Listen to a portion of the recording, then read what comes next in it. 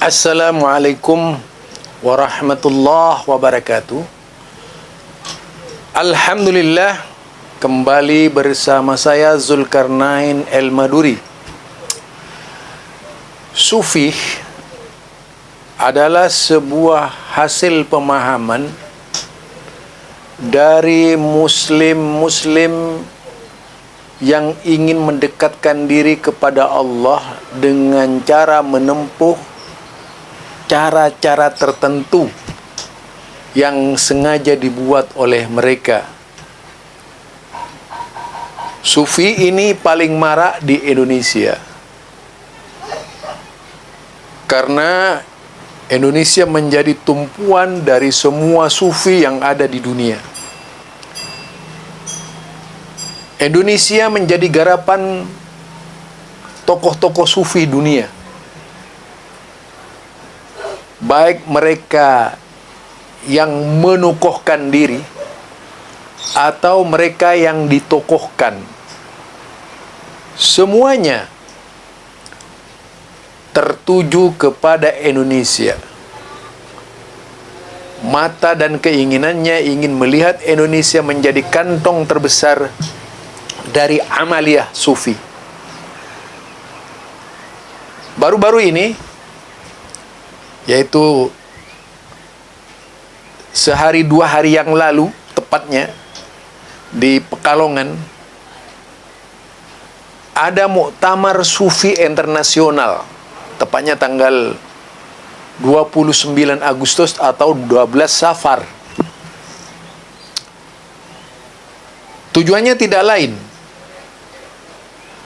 mencari tokoh sufi, atau bisa dikatakan mencari wali internasional.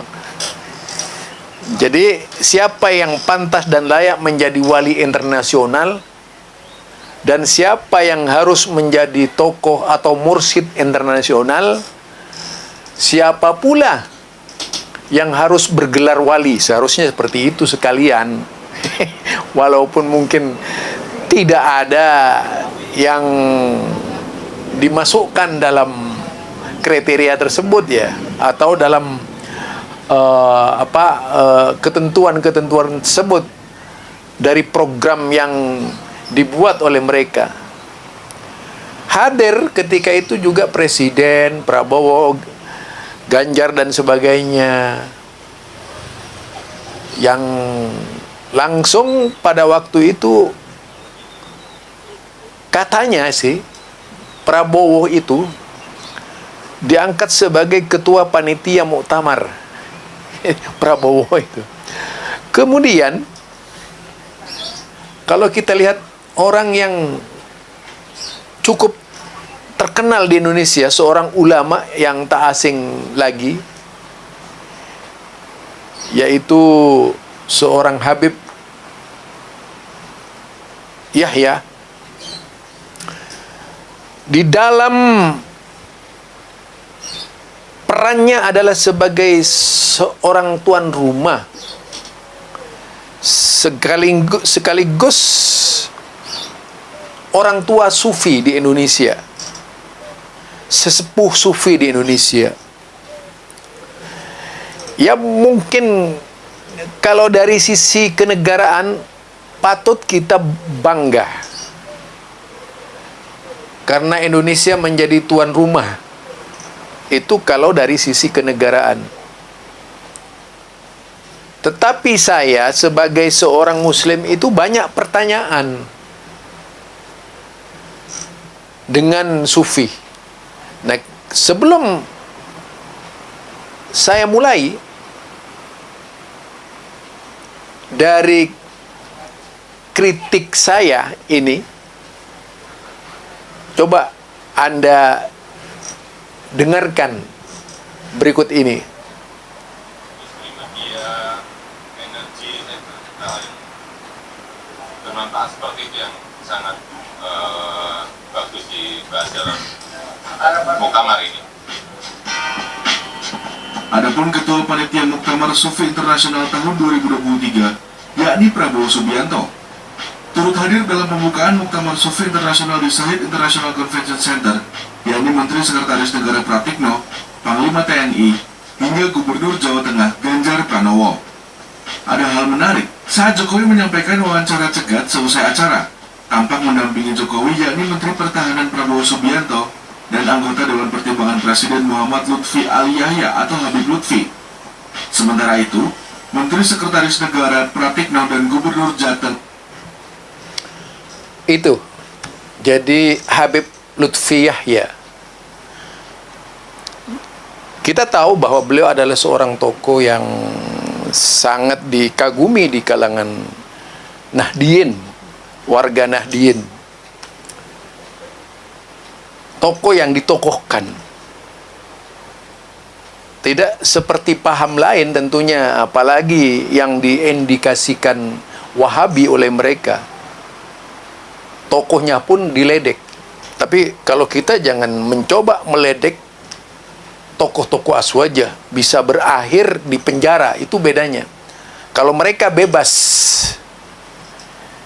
yaitu mau ngeledek kita, mau mencela kita, mau merendahkan kita, itu halal-halal saja menurut mereka. Disinilah ketidakbijakan, ketidakadilan yang diterapkan oleh kelompok mereka terhadap kita. Sepertinya kalau berbeda, itu adalah sampah yang tak wajib dihormati. Sementara mereka itu harus dijunjung tinggi dan dihormati, dipuja-puja, dipuji-puji dan sebagainya. Ini yang, karena memang di dalam dunia sufi itu, jika kita bedah, akan banyak sekali hal-hal yang perlu diluruskan. Meskipun kenyataannya di satu sisi dalam mazhab sufi itu dikatakan bermazhab kepada Junaid dan Al-Ghazali sebagai pandangan cara berorientasi mereka dalam dunia sufi yang dikenal dengan istilah tasawuf tadi. Di bidang tasawuf mazhabnya itu. Nah, melihat hal ini banyak pertanyaan. Apa bisa antara mazhab tasawuf itu dipertemukan dengan mazhab 4? Apakah kemudian kita akan menghukumi mazhab 4 itu kelasnya di bawah mazhab tasawuf? Apalagi kalau memasuki alur cerita sufi, dunia sufi itu kan ada tahapan-tahapan, yaitu thariqah, syariat, hakikat, ma'rifat. Ini kelas-kelas dalam dunia mereka. Lalu kalau mazhab Imam 4 ini kira-kira masuk kepada tingkat keberapa gitu? Apakah di syariat, apakah di thariqah, apakah di ma'rifat, apakah di hakikat? Ini konyol ya, bagi saya banyak pertanyaan tentunya. Mengapa dalam mazhab tasawuf atau sufi itu pakai mazhab lain, kemudian dalam mazhab ubudiyah kita pakai mazhab Imam 4 yang dikenal dengan mazhab Abu Hanifah, mazhab Malik bin Anas, mazhab bin Idris Asy-Syafi'i, mazhab Imam Ahmad bin Hambal. Kira-kira mana yang benar ini? Apakah atau dengan sendirinya? Karena terus terang saja dunia sufi itu aneh, saudara. Anehnya apa? Karena punya rute tersendiri, punya cara tersendiri, punya jalan tersendiri, yang jelas tidak akan pernah terpadu dengan mazhab 4 itu. Apalagi kalau misalnya sampai pada tingkat tertinggi yang disebut makrifat. Wah, itu sudah makomnya jauh berbeda dengan kedudukannya para mazhab. Lebih tinggi kalangan thariqah atau sufi tadi. Pangkatnya lebih tinggi lagi dari mereka. Dan mereka tidak kemudian menyebut Imam Imam Abu Hanifah, tidak menyebut kemudian Imam Malik bin Anas, tidak menyebut kemudian Imam Syafi'i, tidak menyebut Imam Ahmad bin Hambal itu, yaitu walinya para aulia. Jadi walinya para aulia, walinya para wali, enggak. Tapi walinya para wali itu menurut mereka adalah Syekh Abdul Qadir Jailani dan yang di bawahnya. Sehingga ada yang menyebutnya wali kutub, wali amjad dan sebagainya. Disinilah apakah memang di dalam Islam yaitu terjadi ajaran yang tumpang tindih. Ada yang terhormat, ada yang tidak terhormat. Manakala masuk dalam dunia ruang lingkup syariat itu, maka itu dunianya kaum syariat. Berbeda, karena saya sendiri dulu pernah dalam alam mereka gitu. Ketika saya berbicara yang mensifati kalangan-kalangan fiqhiyah oleh para kiai, oleh kiai-kiai saya pada waktu itu di Madura, oh itu bukan nyaman makomnya Anda makomnya adalah orang syariat katanya. Kalau mereka ini makrifat. Wah, itu ketika ada orang gila ya. Mungkin kalau sekarang disebut dengan wali majdub ya, orang gila yang dianggap wali. Bayangkan dia naik motor saudara itu. Motornya dihiasi dengan berbagai macam termasuk trompet gitu ya. Tapi semua orang mengenalnya dia adalah seorang wali. Kalau di Jakarta itu dengan istilah wali majdub itu sangat terkenal sekali. Wah, ini sangat dimuliakan kalau di Madura itu. Sangat dimuliakan sekali. Coba bayangkan. Sekarang kalau misalnya padahal kita tahu sendiri ya, kita mengenal sendiri Syekh Abdul Qadir Jailani itu bermazhab Hambaliyah gitu. Bermazhab Hambaliyah, tapi dirayakan oleh mazhab Syafi'iyah. Yang lucu dunia sufi seperti itu gitu. Dunia sufi itu punya dunia tersendiri. Dunia fikih menurut mereka juga adalah dunia mereka. Beda jauh alamnya fikih dengan alam sufi itu. Lalu bagaimana kemudian ketika ada orang-orang fikih berbicara tentang sufi, ketika orang-orang sufi berbicara fikih? Karena alamnya berbeda. Ya, alamnya berbeda. Kita tahu kalau dulu sih dikotomi semacam itu tidak ada, tiba-tiba sekarang ada. Bahkan yang paling membahayakan, yang paling menggelikan dan sangat lucu itu adalah pernyataan bahwasanya alamnya Nabi Muhammad itu baru sampai kepada tingkat, yaitu yang disebut dengan tingkat syariat, tidak tingkat makrifat. Masya Allah, naudzubillah min dalik. Ada pendapat yang gila seperti itu tuh. Apalagi kalau berbicara sahabat. Makanya kalau berbicara alam sufi dengan alam sahabat Nabi, mereka akan lebih tertarik berbicara alam sufi daripada berbicara alam sahabat Nabi. Apalagi berbicara hadis Nabi yang tertulis dalam berbagai kitab-kitab hadis itu sendiri. Itu hanya untuk kaum syariat, bukan kaum makrifat. Nah, itu biasanya yang selalu menjadi batasan mereka berfikir. Inilah kelucuan-kelucuan dari mereka ya.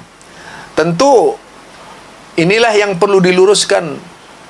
Bagaimana sih sebenarnya sufi itu?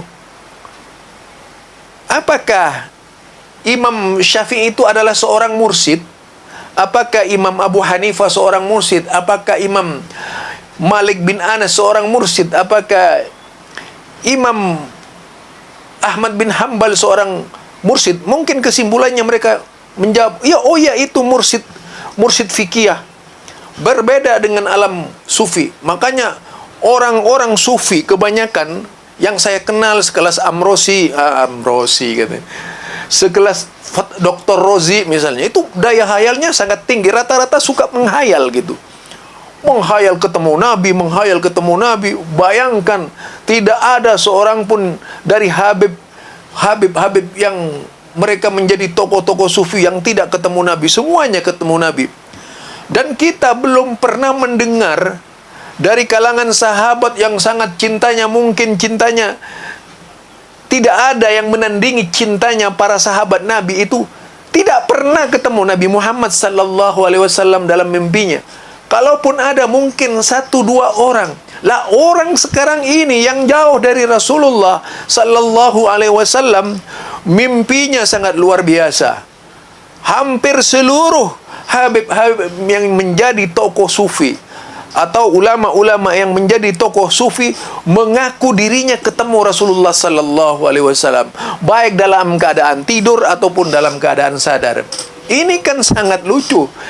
Apakah ini muktamar seperti inilah yang nanti akan menghasilkan sekian banyak penghayal di Indonesia? Mudah-mudahan tidak.